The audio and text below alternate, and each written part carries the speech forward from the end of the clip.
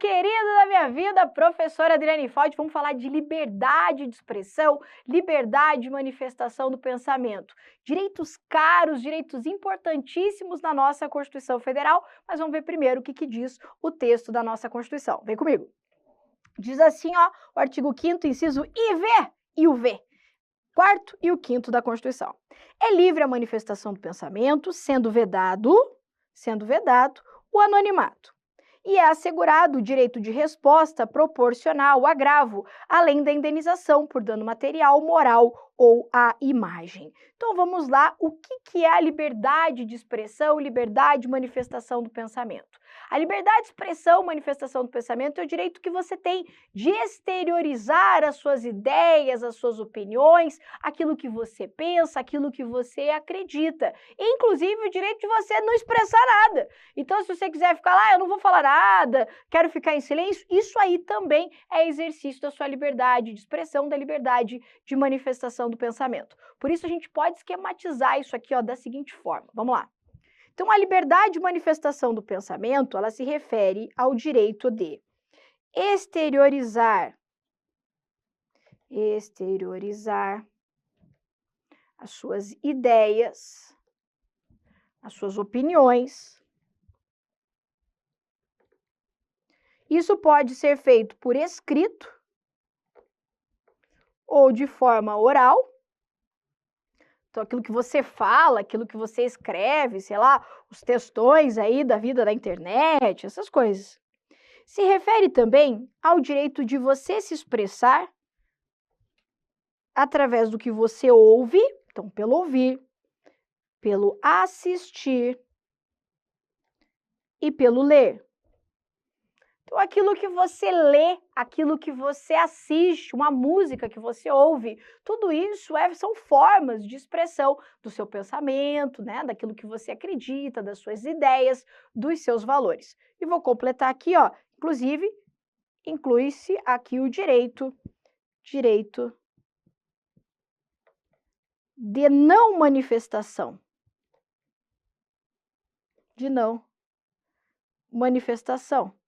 Ou seja, o direito de ficar em silêncio. Então, o direito de você não falar nada também é uma forma de expressão ali, é uma forma de você manifestar aquilo que você pensa. E a Constituição assegura, então, esse direito de forma bem ampla, só que ela traz um limite. Ela dá o direito e já estabelece o meu limite. Ela diz o quê? Ela vai dizer que é vedado, é proibido o anonimato. Vedado o anonimato. Por que será que a Constituição, ela veda o anonimato? O que é o anonimato? É não ter identificação de quem está falando. Então, a Constituição me diz assim, ela quer dizer, você quer falar? Quero. Você quer se expressar? Sim, Constituição, eu gosto muito de expressar a minha opinião, de dizer aquilo que eu penso, as minhas ideias. Maravilhoso, Estado democrático é para isso mesmo que serve. Maravilha, pode falar. Só que não pode se esconder. Você tem que dar a carinha a tapa, é ou não é? Isso porque, às vezes, você pode extrapolar o exercício da sua liberdade de expressão, da sua manifestação e ofender alguém. E a gente sabe que os direitos fundamentais não são absolutos. Premissa essa que você aprendeu comigo já há um tempinho. Você sabe que eles não são absolutos. Ele encontra limites em outros direitos fundamentais. Então, eu não posso, né, ao exercer a minha liberdade de manifestação do pensamento, sair ofendendo, machucando as pessoas. Por isso que eu preciso saber quem está falando. Porque caso alguém se sinta ofendido por aquilo que você fala, pela sua opinião, por aquilo que você está se expressando, essa pessoa vai ter um outro direito, que é o chamado direito de resposta, que é o direito de você replicar, de você retificar, pedir a retificação de uma determinada manifestação realizada em um veículo de comunicação social. Ou ainda, essa pessoa ofendida, ela pode realizar um pedido de indenização contra você pelo dano moral, material ou à imagem. Então, é por isso que a Constituição veda o anonimato. Ela veda o anonimato para se apurar responsabilidades, para eu saber quem fez, para que se a pessoa tiver exagerado, ele tiver violado, extrapolado os limites da sua liberdade, eu poder aplicar a ela uma penalidade, uma sanção. Só que eu quero falar um pouquinho mais ainda a respeito do anonimato. Vamos lá. Em decorrência dessa vedação ao anonimato, nós podemos dizer que é proibido que é proibido? A recepção de denúncia anônima ou denúncia apócrifa, ou delação apócrifa, como fundamento único para instauração de procedimentos investigatórios. Então, vamos lá. Em decorrência da vedação ao anonimato, nós temos que é vedado o uso único e exclusivo de denúncia anônima para subsidiar a investigação, a instrução, por exemplo, de um processo. Então, vamos imaginar a seguinte situação. Vamos imaginar que uma pessoa liga para a polícia, né? Dizendo que tem alguém fazendo alguma coisa errada, cometendo um crime contra uma vizinha. Então liga lá a pessoa e fala, é da polícia, não sei o que, tal, o vizinho tá batendo na mulher dele aqui, vem ajudar. Só que a pessoa não se identifica, a pessoa não diz quem está falando. Nesse caso, eu tenho uma denúncia anônima. Essa denúncia anônima, essa ligação, por si só, não pode autorizar, por exemplo, a polícia invadir a casa da pessoa. Não pode autorizar, por exemplo, que a autoridade policial abra um inquérito, instaure um inquérito. Não pode autorizar que a autoridade policial, por exemplo, solicite a quebra do sigilo das comunicações telefônicas do vizinho. Essa denúncia anônima, ela serve apenas para levar ao conhecimento das autoridades a possível situação de crime. Então, nesse caso, ele é usado como um meio de obtenção de prova. Então, se ocorre essa denúncia, o que essa denúncia deve fazer? O que a pessoa, a autoridade policial deve fazer? Ela deve ir lá e verificar se de fato aquilo está acontecendo. Então, em decorrência do anonimato, proíbe-se o uso exclusivo de denúncias anônimas para subsidiar a instauração de procedimentos de investigação, ok? Então, eu não posso pegar uma ligação, né, um documento sem identificação e só isso ser a base para instaurar investigação contra alguém. Eu posso me utilizar dessa denúncia, dessa ligação, desse documento, para buscar outros meios de prova, para aí sim, então, iniciar uma investigação, uma instrução, uma denúncia, o que for, ok? Então, como que a gente coloca? Que é proibido, então, o uso aqui de denúncia anônima para subsidiar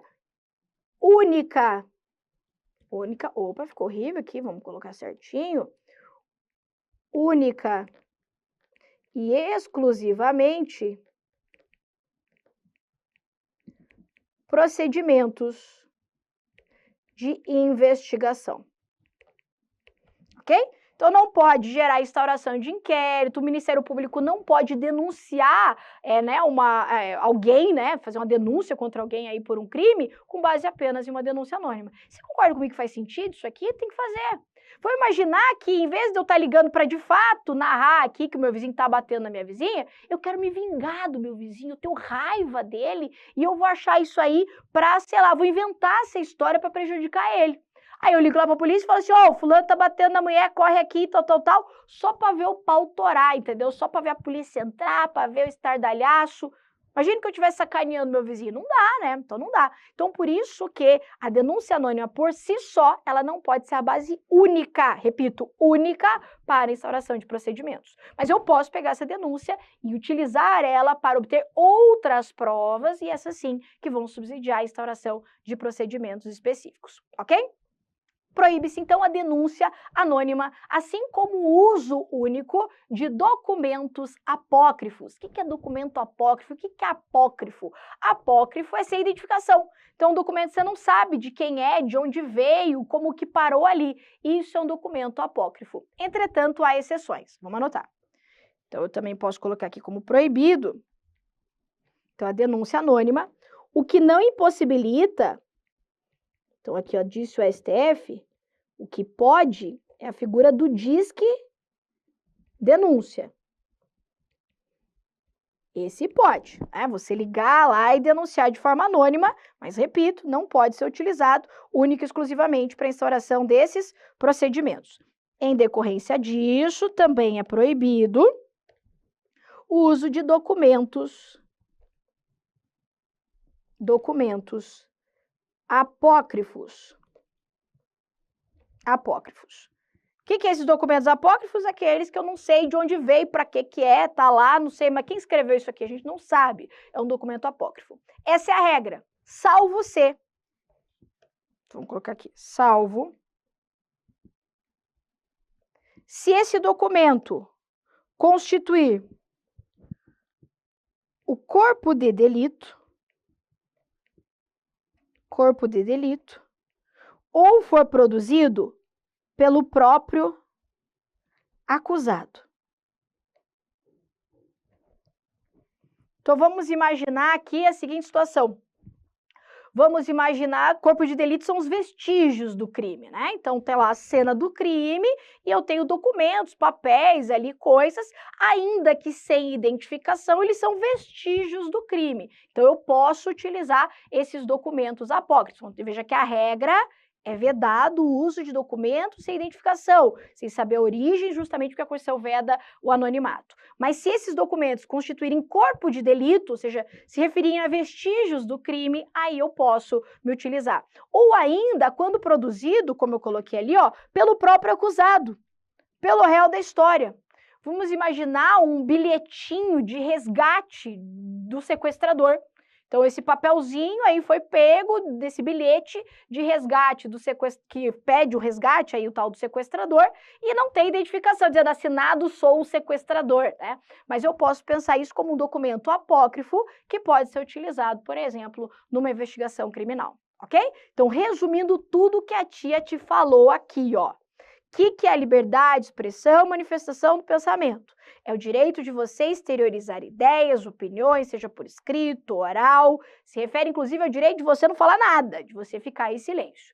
Eu posso expor isso através do que eu ouço, do que eu assisto, do que eu leio, tudo isso se refere à liberdade de manifestação do pensamento. E a Constituição vem e reforça, é vedado o anonimato. Em decorrência dessa vedação, proíbe-se o uso de denúncias anônimas como base única e exclusiva para instauração de procedimentos de investigação.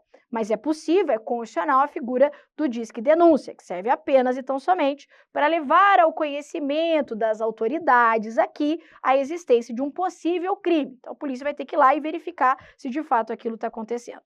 Em decorrência dessa mesma vedação, é que proíbe-se documentos apócrifos, salvo quando constituírem o próprio corpo de delito ou produzidos, então, pelo próprio acusado, ok? Inclusive, você vai ver comigo quando eu falar em habeas corpus, que eu vou falar que o habeas corpus, que é um remédio constitucional que protege a liberdade de locomoção, ele não pode ser feito de forma apócrifa, ou seja, sem identificação. Alguém tem que assinar esse negócio aí, justamente porque a Constituição veda o anonimato, ok? Bom, então essa é a liberdade de manifestação do pensamento. E eu disse para você também que a vedação ao anonimato, ela serve para assegurar um outro direito, que é o direito de resposta. Vamos lá. O que é o tal do direito de resposta? O direito de resposta é o direito de você. Vou colocar assim, ó. O direito de resposta é o direito de você replicar, dizer o contrário, responder mesmo, ou solicitar a retificação de uma determinada ofensa proferida, feita contra você, em um veículo de comunicação social. Na TV, no rádio, na internet, exercido aqui o direito de resposta. Veja que o direito de resposta não é o direito só de dizer o contrário. O direito de resposta é também o direito de você falar, ei, arruma que tá errado. Então, por exemplo, você já deve ter visto na televisão, muitas vezes lá no Jornal Nacional, às vezes o William Bonner, né, fala alguma coisa e essa coisa tá errada, ou ofendeu alguém, falou alguma inverdade, e essa pessoa ofendida vai lá e exerce direito de resposta. Só que ela não vai lá e ela responde, ela pede para que seja retificado aquilo que foi falado de forma equivocada. Então, o direito de resposta se manifesta tanto pela réplica quanto pelo pedido de retificação. Talvez o direito de resposta que você tenha mais visto aí seja aquele realizado em campanha eleitoral. Então, o cara fala uma coisa, o cara fala assim, eu exijo meu direito de resposta. E daí ele vai lá e replica, então ele diz ali o contrário, ok? Então, o direito de resposta, o direito de replicar, mas também o direito de retificar. ele se aplica, ele se realiza de forma proporcional ao agravo. O que é isso? Proporcional à ofensa. Não quer dizer, a pessoa me ofendeu tanto, eu vou ter que ofender ela tanto. Não é isso. O proporcional ao agravo é nos mesmos meios, no mesmo veículo de comunicação social e no mesmo momento em que a ofensa foi proferida. Então, por exemplo, voltando aí na história do William Bonner, né, que é o nosso bode expiatório de hoje aqui. Imagine que ele realizou uma ofensa por falar ali informações inverídicas lá durante o Jornal Nacional. E aquilo, sei lá que hora que é o Jornal Nacional, faz tanto tempo que eu não assisto Jornal Nacional, né? A gente só vê informações aí, né, de outras formas, é difícil parar para assistir o jornal, mas sei lá, vou imaginar que o jornal é às 8h30, tá? O teu direito de resposta vai ter que ser feito nesse mesmo horário. Então não adianta exercer lá direito de resposta no jornal da meia-noite, que ninguém está assistindo. Então, se a ofensa foi naquele veículo, lá na rede tal, no horário tal, que é um horário nobre, por exemplo, a resposta deve ser feita nesse mesmo veículo, nesse mesmo horário. A ideia é assim, ó, a ofensa gerou qual projeção? X projeção, ok? Então, a resposta, ela deve ter a mesma projeção da ofensa. Você entendeu? Não é que você vai ofender o outro na mesma moeda, né? Não é para você devolver aqui na mesma, não é vingança, direito de resposta, tá? Então, o proporcional ao agravo não significa vingança, significa que você vai responder, replicar no mesmo veículo de comunicação e com a mesma amplitude, com a mesma divulgação, ok? A Constituição ainda, ela assegura esse direito de forma bastante ampla. Logo, ele vai se aplicar para qualquer tipo de ofensa. Então, vou colocar assim, ó, ofensas de qualquer natureza. Sabe como que vem na tua prova? Dizendo que o direito de resposta se aplica apenas para ofensas de caráter penal. E não. Muitas vezes não precisa a pessoa ter, sei lá, caluniado, injuriado, coisa assim, para gerar direito de resposta. Qualquer informação, qualquer coisa que possa gerar de alguma forma uma ofensa à pessoa, gera aqui o direito de resposta. Tá? Então, não apenas no âmbito penal, pode ser uma ofensa que apenas tenha repercussão na esfera civil ou administrativa. Tá? Posso complementar aqui a Constituição? Que o direito de resposta deve ser exercido de forma gratuita. Então, é um direito gratuito.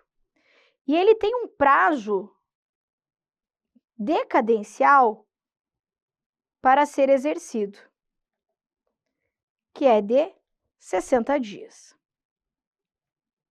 Da data, então, da ciência formal ali da ofensa. Então, foi publicado, foi divulgado no jornal tal, aquilo me ofendeu, eu tenho 60 dias aí, então, para exercer o meu direito de resposta.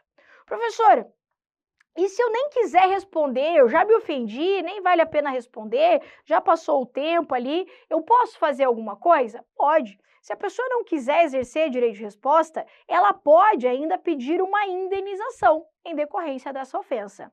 Essa indenização, ela pode ser por 3 tipos de danos. Então, vamos lá. A indenização. A indenização pode ser, então, pelo dano moral, pelo dano material ou ainda pelo dano à imagem. Então, vamos lá. Imagine que exista uma ofensa veiculada lá, então, em um canal, um veículo de comunicação social, e eu me senti ofendido. Eu posso exercer o direito de resposta e ainda assim realizar um pedido de indenização. Veja que o exercício do direito de resposta não afasta o meu direito de pedir uma indenização. E a Constituição vai falar indenização por dano moral, material ou à imagem. Apesar desse ou aqui, ó, essas indenizações, elas podem ser exercidas de forma cumulativa. Então, um dano moral, o que é um dano moral? Dano moral é aquela dor, aquele sofrimento, aquela angústia que uma pessoa sofre em decorrência de uma determinada ofensa. Às vezes, o dano moral é o maior dano no caso específico.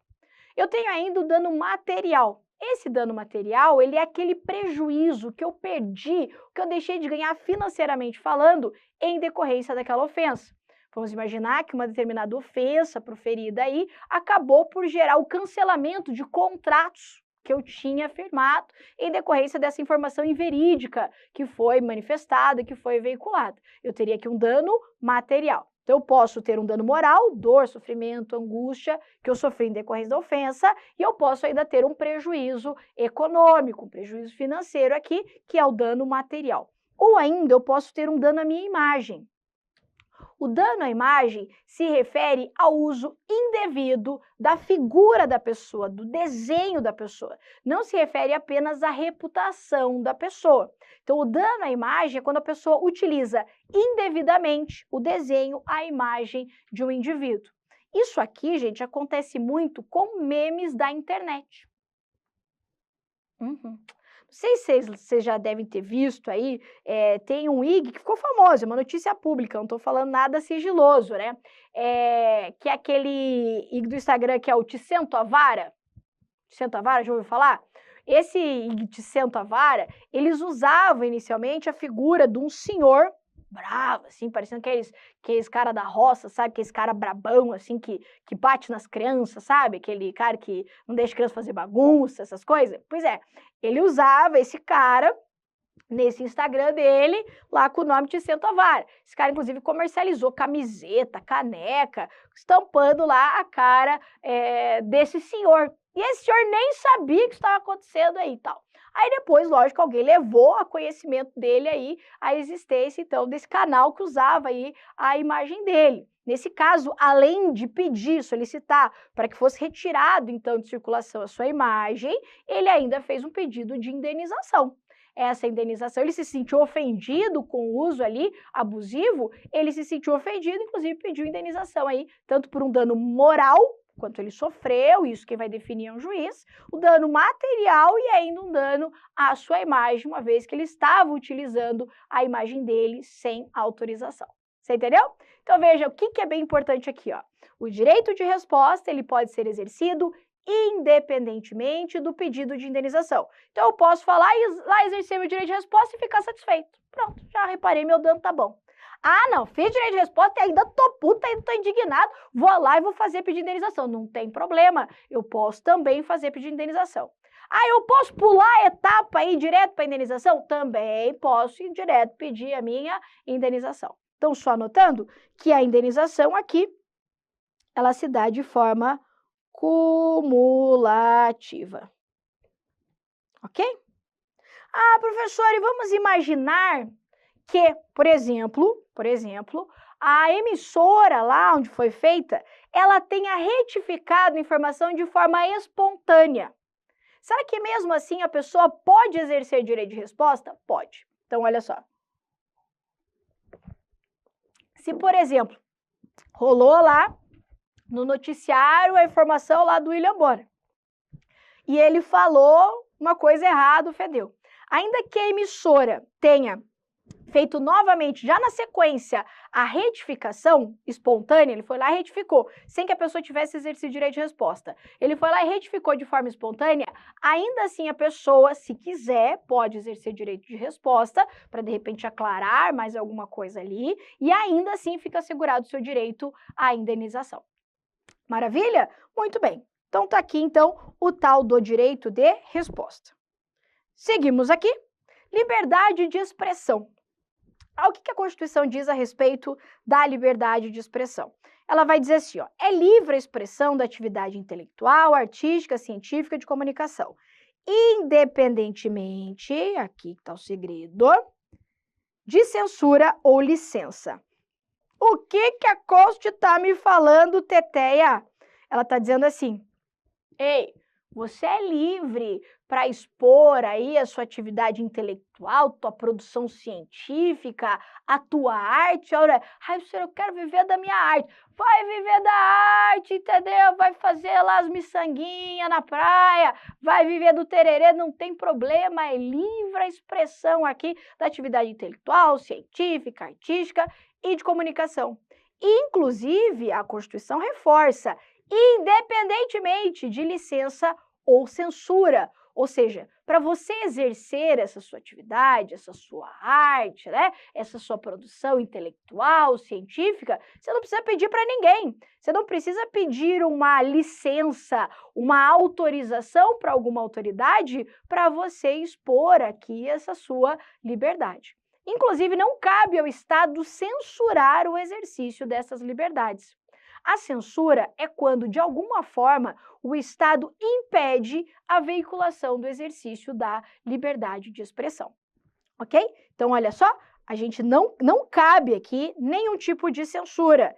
E o artigo 220, ele vai me dizer, vai me reforçar aquilo que o artigo 5º fala, que vai dizer que é vedada toda e qualquer censura, seja ela de natureza política, ideológica, artística, posso colocar aqui, ó, prévia e toda e qualquer forma de censura. Veja que não se considera como censura a realização de classificação etária, e isso a banca adora colocar. Classificação etária é permitido e isso não configura censura. Qual é a diferença? Vamos lá. A classificação etária, que você já deve ter visto aí na televisão, é quando aparece assim, ó. Esse programa não é recomendado para menores de 18 anos, por exemplo. Quando aparece isso não é censura. Por que não é censura? Porque o programa vai passar igual, vai passar de igual forma. Nesse caso aqui, ó, o que a televisão está fazendo? O que eles estão fazendo? Está dizendo assim, pai, mãe, vai ter gente pelada. Pai, mãe, se pá, tem umas drogas, vai ter uns tabaco aqui, vai ter uns fumos, umas bebidas ilícitas aí, uns negócios alcoólicos, entendeu? Tira as crianças da sala, para que os pais possam fazer esse controle dentro de casa. É para isso que serve a classificação etária. Mas o programa vai passar? Vai ou não vai? Claro que vai. Vai, claro que vai. Isso porque não se permite qualquer tipo de censura. Tá? A ideia aqui, gente, é assegurar de forma bastante ampla, não absoluta, mas bastante ampla, o exercício da liberdade de expressão. E a gente pode dizer que a liberdade de expressão, ela possui duas dimensões. Vamos anotar isso? Duas dimensões. Eu tenho uma dimensão substancial, e eu tenho a dimensão instrumental. Eu vou puxar uma setinha aqui e falar da classificação etária, porque eu sei que se eu não coloco aqui, ó, você não anota, né? Vou colocar assim, ó, pode classificação etária, né? Porque eu sei que você não anota, às vezes que a tia não anota, então por isso a tia anotou ali. O que é a dimensão substancial e instrumental da liberdade de expressão? É assim, ó, pensa comigo. Para você expor uma ideia, uma opinião, você concorda comigo que antes você formou uma opinião? Antes você pensou a respeito de alguma coisa e você falou assim,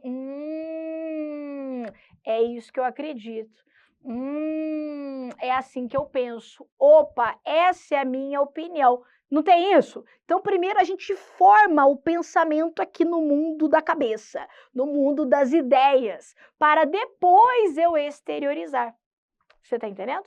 Então, quando eu falo na minha liberdade de expressão, no âmbito do meu pensar, no âmbito da minha ideia, no âmbito da formação da minha opinião, eu chamo isso de dimensão substancial. Então, a gente pode colocar, ó, que a dimensão substancial, ela está aqui no campo das ideias, da formação do pensamento. Isso aqui está diretamente ligado à ideia do pluralismo político, que é um dos fundamentos da República Federativa do Brasil. Essa ideia, então, de se respeitar a diversidade de ideias, opiniões, culturas, a ideia de diversidade mesmo. Formei a minha opinião. Legal. Agora, eu não quero só ficar com ela na minha cabeça, eu quero expor, eu quero exteriorizar, eu quero falar para o mundo, eu estou me sentindo retraído, eu quero expor isso aqui, colocar para fora, isso que arde dentro do meu peito. Não tem problema, isso pode. E você está, então, na dimensão instrumental da liberdade de expressão. Então, a dimensão instrumental ocorre quando você exterioriza, se utilizando, então, de meios e instrumentos para o exercício da liberdade de expressão. Então, dimensão substancial, a gente coloca aqui, ó, uso de meios e instrumentos para o exercício da liberdade de expressão. E você quer ver um exemplo? Exemplo de dimensão instrumental, o chamado direito de reunião. O direito de reunião é o direito de você se reunir de forma pacífica, sem armas, em local aberto ao público aí, para você exteriorizar uma opinião, uma ideia de um grupo de pessoas. Então, o direito de reunião nada mais é do que um instrumento para o exercício da liberdade de expressão, ok? Então, fixando aqui o que falamos, a liberdade de expressão comporta duas dimensões. Dimensão substancial, dentro do campo da formação das ideias, do pensamento, relaciona-se a ideia ao valor do pluralismo político, enquanto que a dimensão instrumental são os meios, as ferramentas que você vai se utilizar para o exercício dessa liberdade. Exemplo disso, o tal do direito de reunião. O que a banca faz aqui para nós? Ela vai inverter essas duas dimensões, ok? Ficamos por aqui, então, nesse nosso bloco. No próximo bloco, vamos falar a respeito das jurisprudências pertinentes nesse tema. Te espero lá.